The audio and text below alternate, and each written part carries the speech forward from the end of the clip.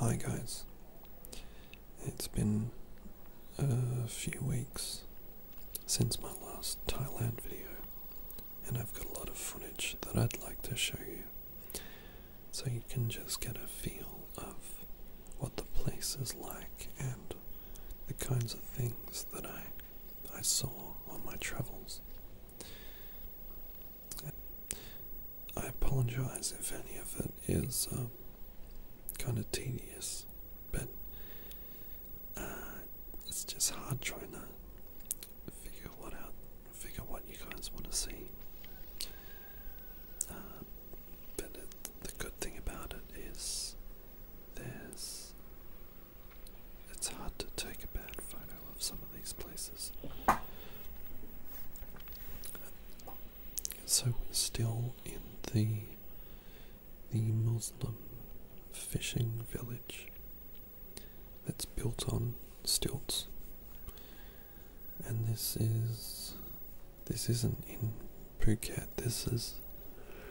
You have to go on from where I was, you had to go on a hour-long bus trip and then take a speedboat, not a speedboat, more like a motorized raft kind of thing, one of their traditional boats, and that took you for about 20 minutes or half an hour boat ride to this place, and we're going to be leaving pretty soon. The guy you just saw was me, just doing a few, selfies and that, because I was there by myself and had no one to really take my photo, so I'm not really one for taking photos anyway. And there's lots of old boats there. Our tour guide was really funny. He would have information for you while I think of something else to talk about. I'm just trying to remember where we are actually going. That's right. We're heading towards the James Bond Island. If you've seen that James Bond film, The Man with the Golden Gun,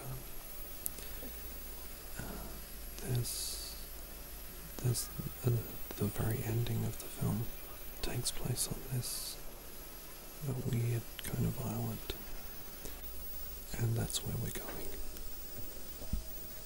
There's like this rock formation that's looks like it's upside down. That's where Scaramanga lived, the man with the third nipple. I really liked the Roger Moore era James Bond.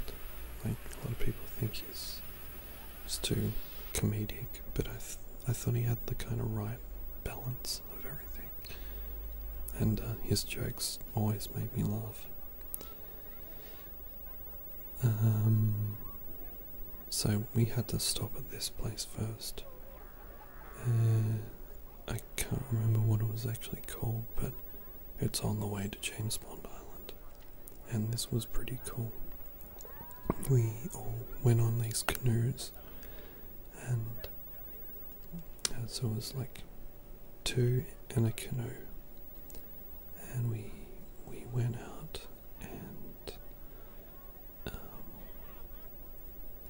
see how crystal clear the water is. It's like an emerald green.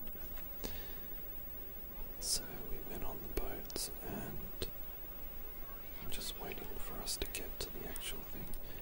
It was really hot as well. It's very humid weather, and I'm not really used to that.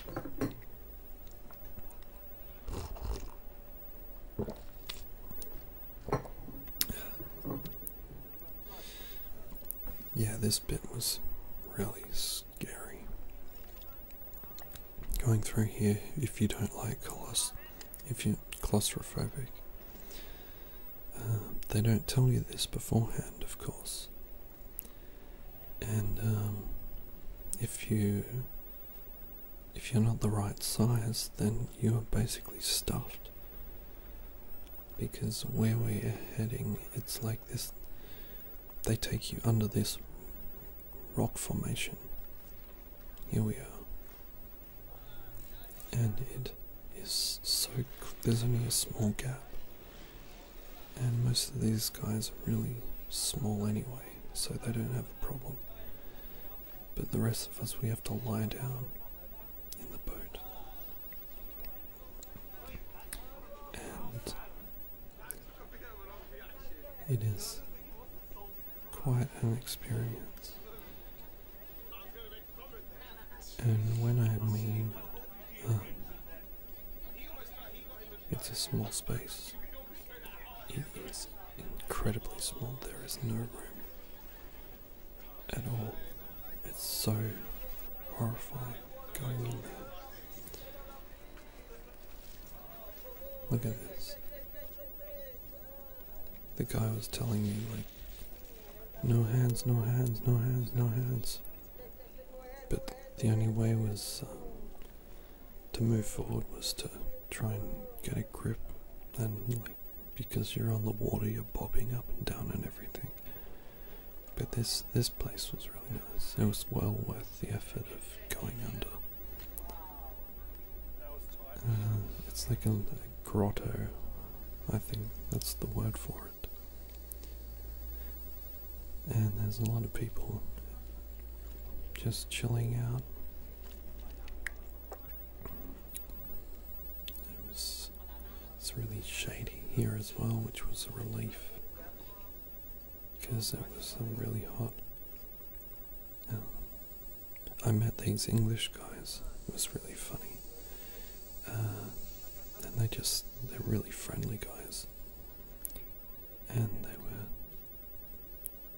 it was like, they were on their way to PP Island, which I'll get to in another video.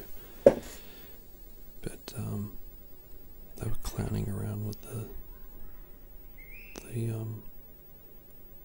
raft guys. The only thing I don't like is, they have to make a living, but when you're on holiday and you keep getting pestered by people saying, like, everyone wants a tip, it's not like I've already paid for the experience. Like, I don't want to keep stopping my enjoyment and having to fork out more and more money. It's kind of one of my qualms. I hate tipping people, because when I'm on holiday, I don't have that much money. I need all the money I have to survive. I need it for food and stuff. So I kind of got away without tipping the guy, and he was, a bit kind of adamant that I should have paid him. But my friend who was in the boat as well, he bought us like coconut drinks, and he tipped the guy. There's another funny story of mine, that when I first got there, I was so tired, and the bellman showed me to my room and everything. I really didn't need him to. I didn't need him to carry my bag, but he insisted. So he showed me into my room, and then he wouldn't leave, and he would not leave until I gave him a tip. And I have no idea what the currency was, really. So I gave him like 500 baht, which is, I guess, like five Australian dollars.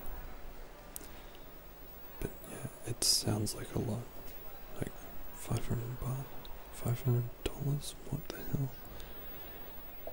This was a really nice place. Like, you could see the opening of the ocean as you're going through these caves. And water was pretty calm, and we were just like bobbing up and down on like our tour. That's the guy there. He was just saying, yes, relax, this is your holiday, just relax. Take it easy.